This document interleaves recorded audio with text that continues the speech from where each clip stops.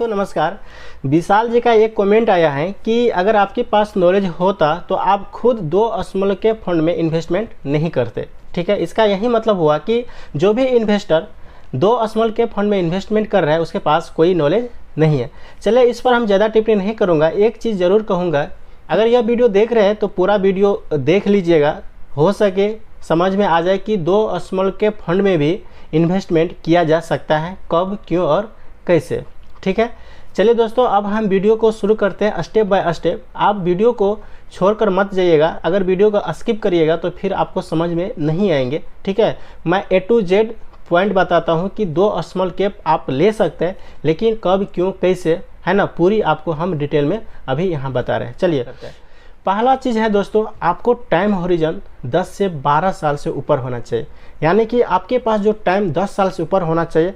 10 साल से पहले आप उस पैसे को ना छू सकते हैं, है ना हाथ लगा सकते हैं। उस पैसे को आप छू नहीं सकते हो, निकाल नहीं सकते।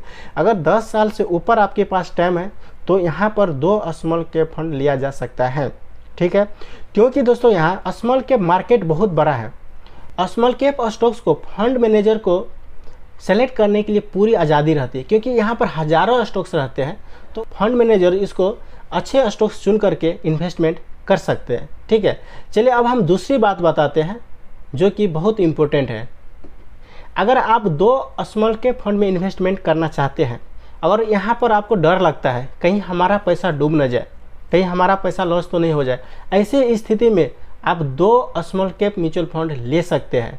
पिछले कुछ दिनों में मैं जितना पढ़ पाया, देखा गया कि 2 स्मॉल कैप फंड रखने से कुछ ज़्यादा नुकसान नहीं होता है, बल्कि आपका रिस्क जो है ना डाइवर्सिफाइड हो जाता है ना। जो रिस्क फैक्टर होता है वो थोड़ा डाइवर्सिफाई हो जाता है। इस सिचुएशन में आप 2 म्यूचुअल फंड भी रख सकते हैं। दोस्तों, आप यहाँ 10,000 रुपया स्मॉल कैप फंड में आप इन्वेस्टमेंट करना चाहते हैं तो आप 5-5 हज़ार करके इन्वेस्टमेंट कर सकते हैं। आपको सबसे इम्पोर्टेंट पॉइंट ध्यान में रखना होगा, दोनों स्मॉल कैप म्यूचुअल फंड के बीच ओवरलैपिंग कितना प्रतिशत है।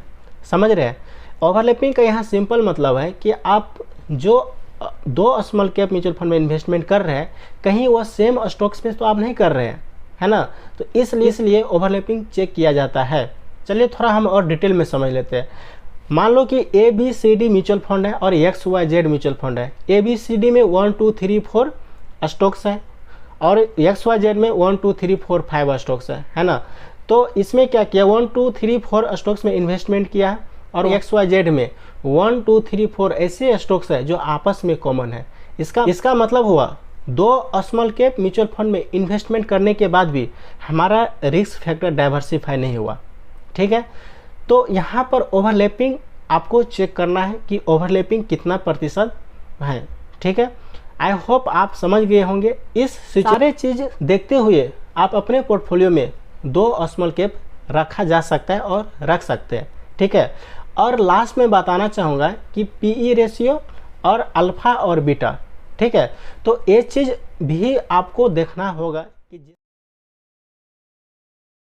चलिए दोस्तों, यहाँ पर हम समझ लेते हैं अल्फा और बीटा। निप्पॉन का लिए है और एक SBI के लिए फॉर एग्जांपल के तौर पर लिए। ठीक है, निप्पॉन का है अल्फा 9.2 और SBI का है 4.79। ठीक है, और बीटा है इसका निप्पॉन का 0.8, इसका है 0.6। मैं सिंपल बता दूँ, अल्फा जो बताता है फंड का परफॉर्मेंस कैसा है और बीटा जो बताता है वोलेटिलिटी को बताता है ना। जब मार्केट जो नीचे गिरता है या ऊपर जाता है तो फंड में कितना गिरावट आती है वह सिंपल बीटा बताता है। ठीक है, तो निप्पॉन का जो टोटल जब से फंड प्रारंभ हुआ है ना, आरंभ हुआ, तब से 27.5% से रिटर्न दिया है। वहीं SBI का 26 दिया है ना। लेकिन क्यों, तो यहाँ पर देख सकते हैं दोस्तों, बीटा में डिफरेंट है। जब मार्केट नीचे या ऊपर जाएगा तो निप्पॉन अगर 4% गिरता है तो SBI का जो है 2 या 3% गिरेगा। ठीक है, तो बीटा अगर जितना कम रहेगा उतना वो फंड अच्छा माना जाता है ना।